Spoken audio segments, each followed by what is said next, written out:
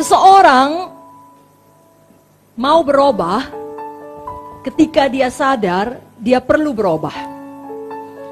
Dan untuk menyadarkan itu perlu firman. Dan perubahan yang sejati itu harus berasal dari dalam. Kalau dari luar dipaksa, nah saudara, itu tidak bertahan lama. Biarlah firman Tuhan menyadarkan kita, membuat kita mau sungguh-sungguh bertobat. Sehingga dimanapun kita, adapun kesempatan untuk melakukan dosa, untuk kembali kepada kehidupan yang lama, dikuasai oleh daging, indera, dikuasai oleh setan, dikuasai oleh dunia, atau katakanlah dipengaruhi, kita mengatakan tidak kepada itu semua. Karena kita sudah sadar dan kita mau berubah dari dalam.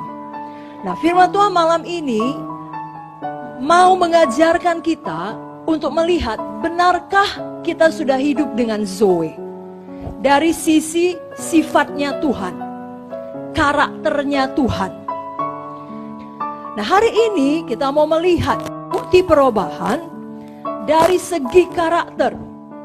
Benarkah Zoe ada di dalam kita? Karena sebagai seorang Kristen yang sejati, kita seharusnya berani menghadapi atau menilai, mengevaluasi diri kita secara jujur. Betulkah kita memiliki Zoe di dalam kita? Sifatnya Tuhan, imannya Tuhan, kesetiaannya Tuhan, ketaatan Tuhan kepada Bapa. Dan itu dinyatakan dengan adanya pertumbuhan rohani dalam hidup kita. Saudaraku, tidak ada yang lebih besar daripada Zoe. Kalaupun semua itu terjadi, kalau Zoe ada di dalam, saudara bisa keluar sebagai pemenang.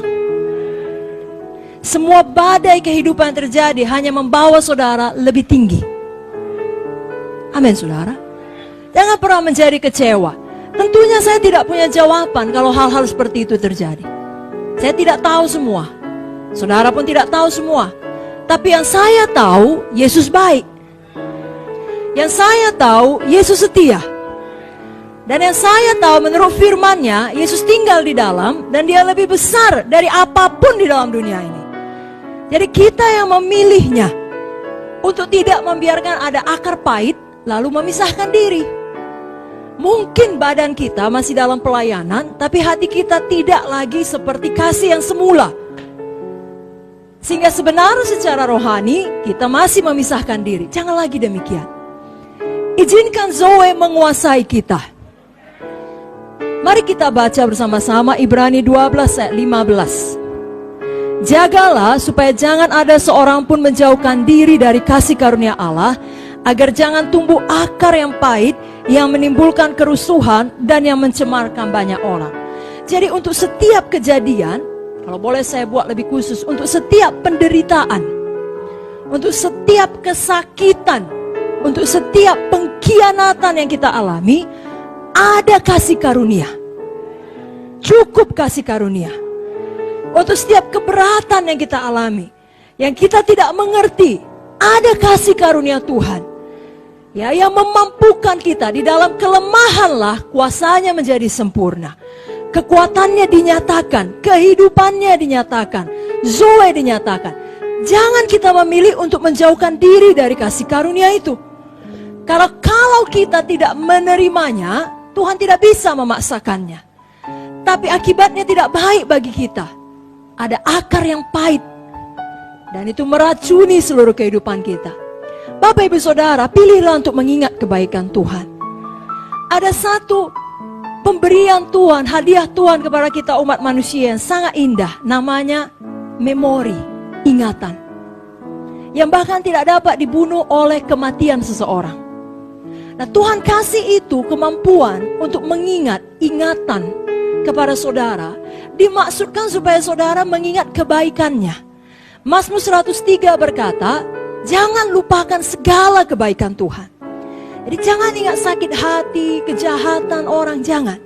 Tetapi yang diingat kebaikan Tuhan. Jadi saudaraku, arahkan memori saudara kepada firman dan kepada kebaikan Tuhan yang tidak ada habis-habisnya. Izinkan Zoe menguasai saudara, sehingga saudara dapat bergaul baik dengan orang lain. Amin saudaraku. Saudara tidak perlu menjadi terluka dan tidak dapat dipulihkan. Itulah Zoe, hatinya Yesus. Dia rindu orang dipulihkan, bukan orang dihukum. Kalau bisa ada jalan balik, dia buka selebar-lebarnya. Saudaraku, mari menjadi hamba Tuhan yang demikian, yang seperti Yesus. Berikan dulu tepuk tangan bagi Tuhan Yesus. Amin saudara. Mari kita patuh kepada Tuhan. Karena Zoe, sifatnya Tuhan, karakternya Tuhan adalah kepatuhan Tuhan kepada Bapa. Bagaimana kepatuhan Tuhan kepada Bapa? Mutlak, tanpa syarat, sampai kepada titik darah penghabisan. Rela berkorban, bahkan nyawa sendiri. Mari kita belajar, kita menuju kepada hal itu.